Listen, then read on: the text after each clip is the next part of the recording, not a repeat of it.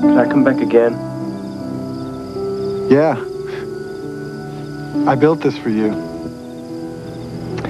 Well, it was 10 years ago that movie became an instant classic and helped turn Kevin Costner into the hottest thing in the country. Field of Dreams is the kind of film that no matter how many times you watch it, you still cry every time Burt Lancaster steps over that baseball line, and you still shudder every time you hear that voice. Today we take you behind the scenes and back to that Field of Dreams.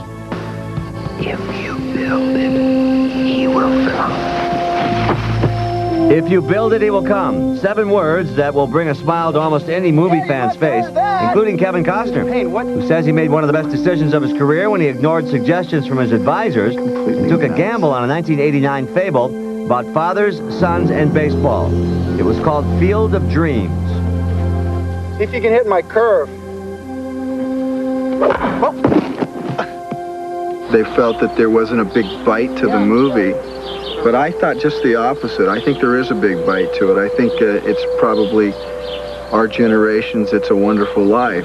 The story, an Iowa farmer plows under his corn crop and builds a baseball field so that his father's boyhood hero, shoeless Joe Jackson, can come back from the dead and play baseball again.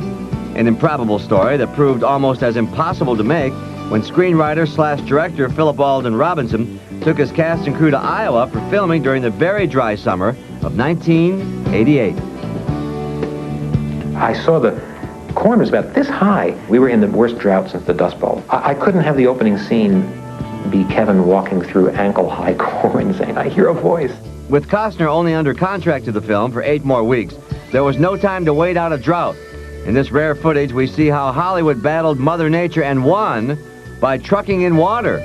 Co-star James Earl Jones says it was an inspired plan. Farmer says, what are you doing? That's not going to work because rain comes down out of the sky and it picks up nitrogen as it falls. You're taking water out of the ground. That's not going to give you corn ears. Anyway, we're not after corn ears. We're after corn that's taller than Kevin Costner. They got it. But as soon as the corn scenes were finished, workers had another task to work on, installing the actual baseball field. A team of landscapers literally created the field overnight, but there was a snag. There was no time to let the newly installed sod take root. So, again, Robinson improvised. We had a full-time grass painter. I mean, it's not a field of dreams, it's a field of paint about halfway through the movie. It's dead grass painted green. Hey! Is this heaven? No. It's Iowa. Newcomer Ray Liotta brought that dead field to life as the immortal shoeless Joe Jackson. Costner says it was another actor who made the film magical for him, the late Burt Lancaster. He played a beloved small-town doctor and former minor leaguer who gave up his dream to be a big league player after just 1 inning up in the major leagues. It was like having this close to your dreams. And I watched them brush past you like a stranger in a crowd. The fact that Burt Lancaster played it will be and always be very important to me. The fact that the character is written so well and that we got a major actor to play that role, it speaks well for the script. The reason it was such a great role was because it was all true. Archibald Moonlight Graham was actually a real person who really did give up baseball after 1 inning in the bigs to become a small-town doctor. And in fact, he was so beloved that old friends of his drove to the set to relay their memories of Graham to Lancaster. He was a remarkable man. He was the old country doctor to a T, to a D, I should say, who loved and adored baseball. That love of baseball seemed to inspire everybody in Iowa that summer. Robinson found that out when he recruited thousands of local townspeople to help him create the final scene of the film, where scores of cars lined up for miles to come see the Field of Dreams. We set up a promotion to entice people to take part in this shot.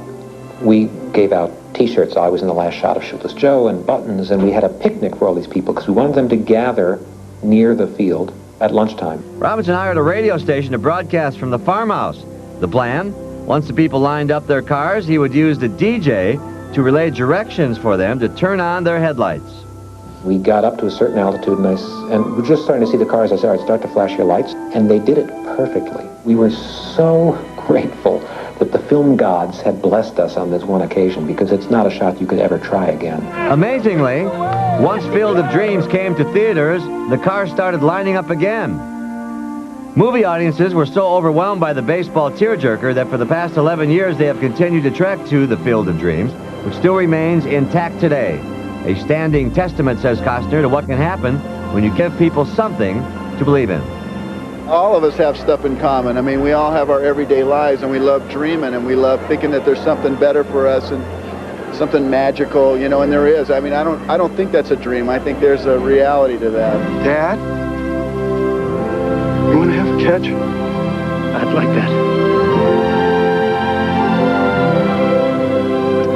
Well, amazingly enough, almost every studio passed on this film idea originally, saying it would be impossible to tell the story. The movie went on to make over $60 million. For even more great stories about Field of Dreams, the new collector's edition DVD is in stores now.